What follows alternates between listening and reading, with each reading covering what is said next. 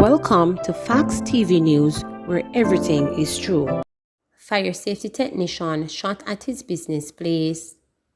A 46-year-old Clarendon businessman was shot and injured at his workplace in Clarendon on Thursday. The man, a fire safety technician, has since been admitted to hospital as police search for the gunman responsible. No motive has yet been established for the attack. It is reported that about 7:20 a.m., the man was at the workplace in Green Meadows in Maypen when gunmen traveling in a motor vehicle entered the business. The man was shot several times. The gunman then escaped in the vehicle.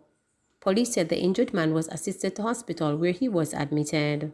We can't call it murder as yet, cops says after naked man found in house dies.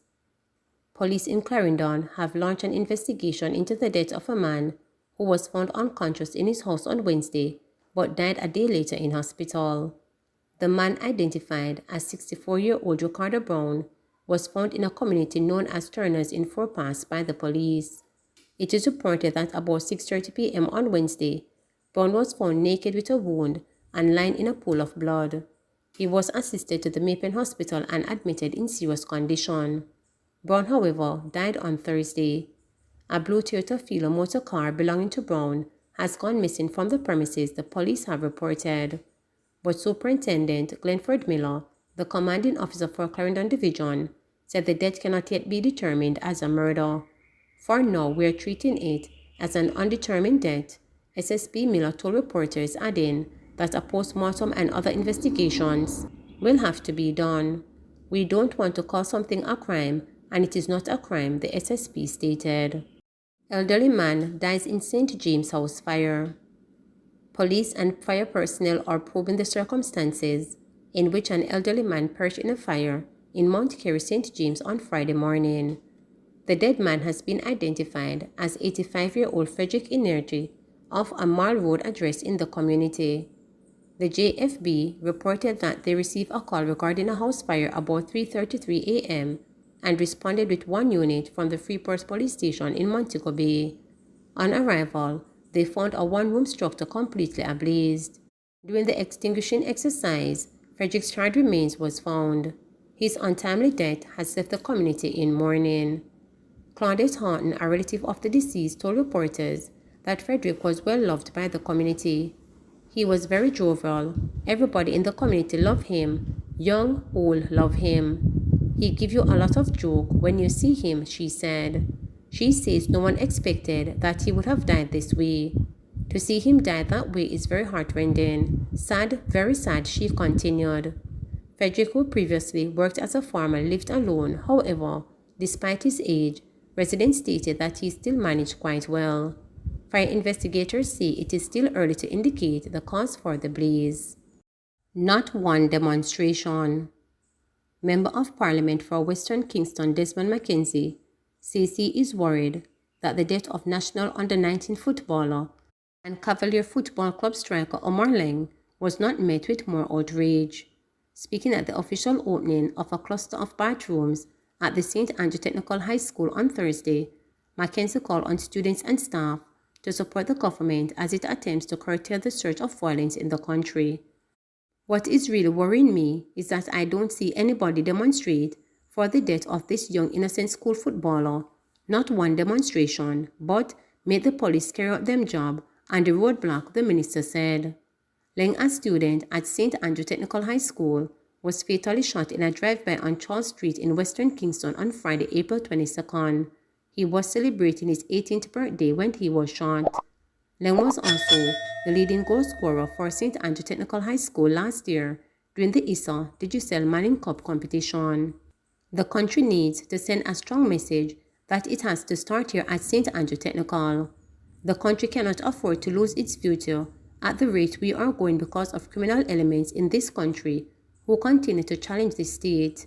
But the state is not going to lie down and allow criminal terrorists to take over this country, Mackenzie added.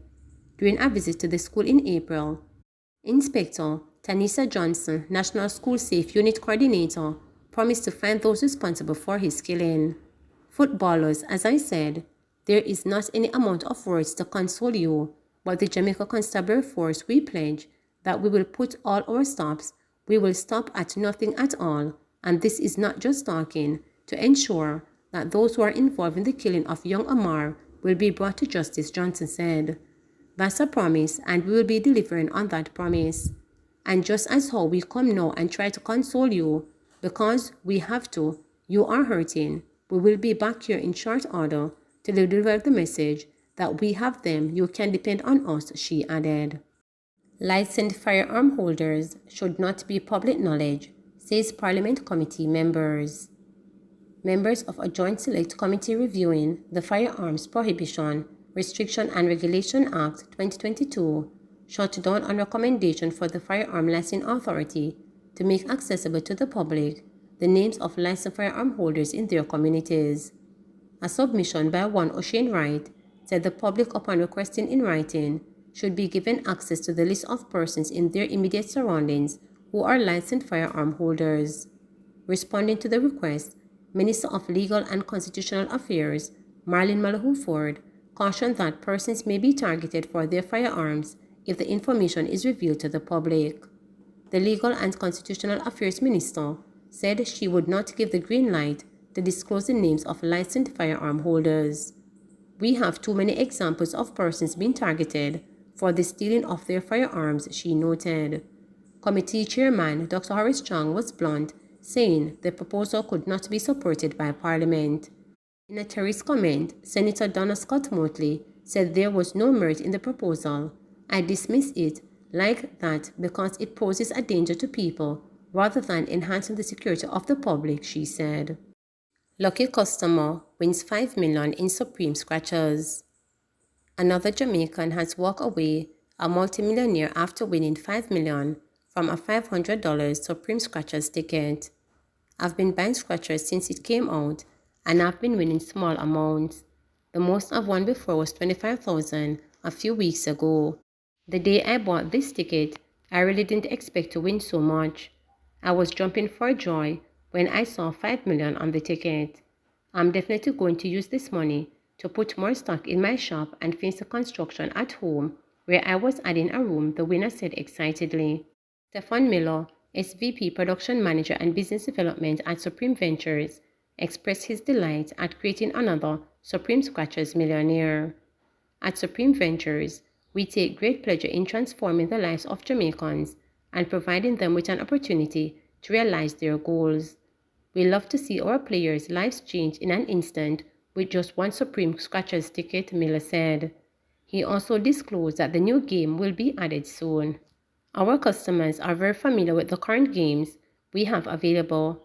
They'll be excited to know that we'll be introducing new games in the coming weeks that will have even more higher payouts and more chances to win enough, win often, and win right away with Supreme Scratchers, he added.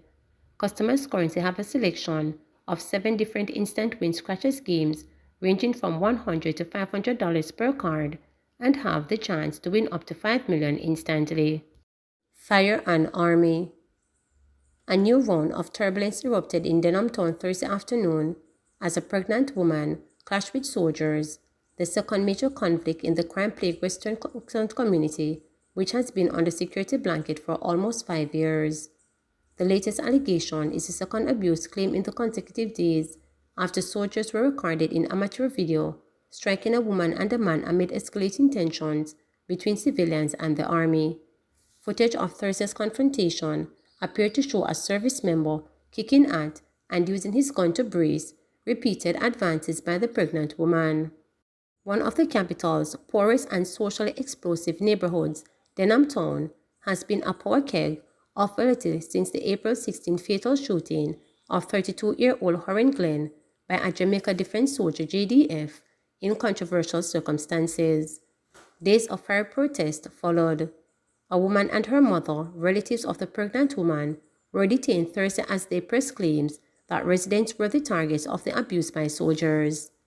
Residents called for state intervention in the increasingly poisoned relations that committee has had with the JDF, which the Holness administration has enlisted as muscle to enforce a zone of special operations in Denham Town. But householders claim that the unfolding turmoil and sour interaction with security forces were painful reminders of the Brisnet Light military sweep of Tivoli Gardens and nearby communities in May 2010 to root out now convicted gun runners Christopher Duduskok and his band of militants. This coming like incursion. 3 nights straight, them a attack the people them. All a widow pan a baby mother, him still a deal with her rough, a resident who requested not to be named reported. Him kick her, and him lick her in her chest, and point the gun pan her. I just talk she attack, and him start assault her. The incident reportedly occurred at the intersection of Bond and Charles Street. Reporters were informed that the pregnant woman was taken by her family to get a precautionary ultrasound. The residents said that expect more lives will be taken at the hands of the security forces, who they accuse of victimization because of the death of Glenn. Every day, they want to war with somebody. Every day, they want to beat somebody. From the incident, things can't settle. We help them with internet connection and charge for them phone, and the relations mash up, a man said. Residents have accused the soldiers of using excessive force. In announcing a probe into the Paragon striking clash on May 4, the Army pledged that appropriate actions would be taken as deemed necessary. But the JDF hinted at the adversarial relationships its service members were having with the residents of Denham Town. We continue to urge residents of communities within which the security forces are required to operate to cooperate with our personnel as they seek to ensure the safety and security of citizens within these spaces. The JDF is committed to working with the Jamaica Constabulary Force in re-evaluating how the challenges in the community may be better managed, the military said in a statement issued Thursday afternoon. The Army has not responded to the May 5 incident. The recurrence of discord and violence in the Denham Town Zozo is a black eye to the Homeless Administration and the Joint Forces, which have pitched the security measures as a hybrid of force and social intervention viewed as more favorable and effective than states of emergency. Tens of millions of dollars have been pumped into the Zozo by the state and partners such as the European Union delegation, which announced Wednesday it would invest €30 million over the next 5 years towards security initiatives and other sectors. While violent crime has dipped in Denham Town, the social reform and subcultural behavior of that investment have been questioned as marginal. Female domestic workers receive small business grants. Approximately 50 female domestic workers are to benefit from small entrepreneurship grants under a partnership between the Ministry of Labour and Social Security and the International Labour Organization (ILO). A function for the presentation of checks to the first 5 beneficiaries was held on Wednesday at the Ministry North Street office in Kingston. 4 persons were on hand to receive their grants. The support will enable the female domestic workers to engage in formal business activities that generate additional income to supplement their livelihood and ultimately reduce their economic vulnerability. They will also benefit from basic training through the Ministry's Education and Entrepreneurship Grants Program, E&EGP. Permanent Secretary Colette Roberts-Riston, who handed over the checks, informed that the grant agreed with the ILO was signed in 2020, just before the onset of the coronavirus COVID-19 pandemic. It is indeed an achievement for us to see this initiative finally get off the ground, she said. More than 45,000 female domestic workers in Jamaica are engaging in formal work, and they have been among the hardest hit during the various waves of the pandemic to date. Domestic workers are among the most vulnerable groups in Jamaica as it relates to informality. In the meantime, Mrs. Roberts-Riston encouraged all persons who are in the informal sector to make their contribution to the National Insurance Scheme (NIS), as it is there for you, working for you when you are not able to work. Acting coordinator of the Social Intervention Program at the Ministry of Labour and Social Security, Sylvester Anderson, told reporters that applicants for the award of the entrepreneurship grants are assessed based on economic need, the viability of the business, and the long-term economic benefit. Grant recipient Stacey McDonald, who is engaged in graphic design, extended gratitude to the ministry and the ILO, calling the support life-changing. This is us proving to others that there is hope and you can actually rise above as a female and as a domestic worker, she said. No one is ever set in where they are, and there's always room for expansion. We will be taking this thing international, where we set the standard as it relates to domestic workers rising above, she added. Please remember to subscribe, like, share, and click the notification bell for daily updates.